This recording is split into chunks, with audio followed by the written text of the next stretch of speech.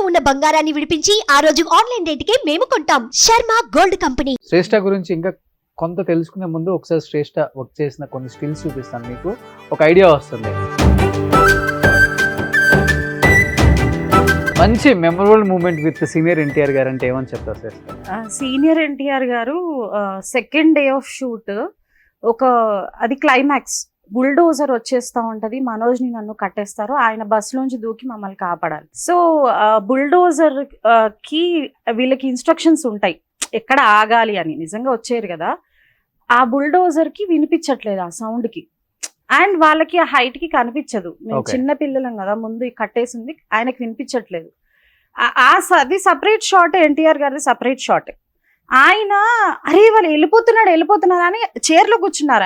ఆయన షాట్ కాదు కదా, వెళ్ళిపోతున్నారంటే వీడికి చెప్తూ ఉంటే ఆపట్లేదు. వీళ్ళు వెళ్ళి స్టాప్ చేసే లోపు వాడికి ఆల్మోస్ట్ వచ్చేసాడు అనమాట నా కాల్ దగ్గరికి. బుల్డోజర్ వచ్చింది, ఆయన అసలు పరిగెత్తి వచ్చి నన్ను ఇలా లేపారు ఎన్టీఆర్ గారు. సో అది మెమరబుల్ అనమాట. అందరు ఉన్నారు, స్టాఫ్, ఫ్లోర్ బాయ్స్ అందరు ఉన్నారు, కానీ ఆయన ఎంత చూడండి. ఇంకా ఆ రోజు నుంచి శ్రేష్ఠ గారు అంటే మా డాడీ ఒక్కరోజు వచ్చారు. మా డాడీ అసలు రారు షూట్స్ కి, ఒక్కరోజు ఎన్టీఆర్ గారు అని చెప్పి వచ్చారనమాట. మేము శ్రేష్ఠ గారు ఫాదరా అండి అని అంటే నేను అంటున్నారు అన్నాడు మా డాడీ.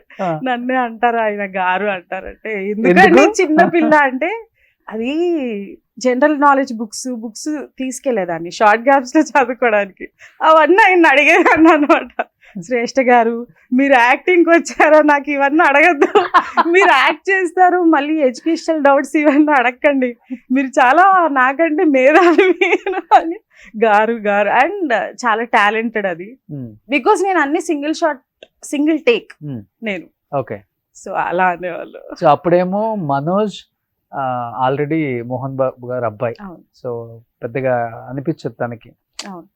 వాళ్ళ ప్రొడక్షన్ హౌస్ యాక్సెస్ చాలా ఈజీగా ఉంటుంది.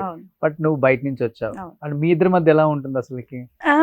ఆ ఏజ్ లో ఇంకా బాగా ఫ్రెండ్లీగానే ఉన్నాం, కలిసి స్విమ్మింగ్ కి వెళ్ళేవాళ్ళం, టెన్నిస్ కి వెళ్ళేవాళ్ళం, బానే ఉండేది.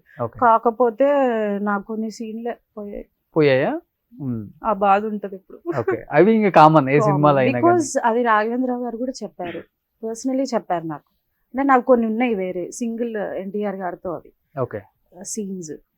ప్రొడ్యూసర్ వాళ్ళే కదా, ప్రొడక్షన్ హౌస్ వాళ్ళదే, అర్థం చేసుకో అని చెప్పారు. రాఘవేంద్ర గారిది నేను ఇంకా 2-3 మూవీస్ కూడా చేశాను, నువ్వు అర్థం చేసుకోవాలరా అని అన్నారు.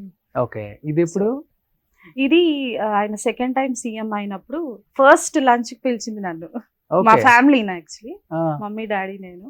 Okay, so that smile in his pic tells it. ఆయన టీత్ తో స్మైల్ చాలా రేర్ గా చేస్తారు. అవును, నేను నా ఒళ్ళో ఆయన ఒళ్ళో కూర్చున్నా, అదే సున్నుండలు పెద్ద కవర్ ఇచ్చారని చెప్పాను కదా అప్పుడే. ఓకే, సుమన్ టీవీలో మీ పర్సనల్ అండ్ బిజినెస్ ప్రమోషన్స్ కోసం కింది నెంబర్ కి కాంటాక్ట్ చేయండి.